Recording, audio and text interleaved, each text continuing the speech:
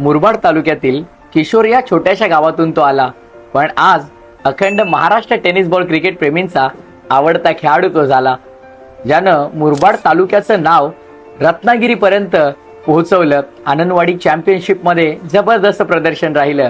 ज्या खेळाडूनं 2020 ला बालाजी एकच या संघाकडून TDPL खेळताना एक हाती झुंज देत असताना त्या संघाला मेगा फायनल पर्यंत पोहोचवलं. हो, cricket plus stories bye Prathamesh Thakur मध्ये आज आपण चर्चा करणार आहोत किशोर गावचा सुपुत्र, मुरबाड तालुक्याची आन बान शान, मुरबाडचा विराट कोहली अर्थातच गणेश गायकरची.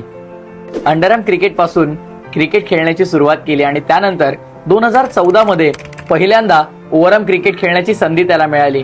पण पहिल्याच संधीचं सोनं कसं करावं हे त्यानं योग्य दाखवलं. अवघ्या 17 चेंडूमध्ये अर्धशतक गणेश गायकरनं झळकावलं आणि तिथून या टेनिस बॉल क्रिकेटच्या पटलावरती एका अशा खेळाडूची छाप पडली जो लवकरच अखंड मुरबाड तालुक्याला वेड लावणार होता.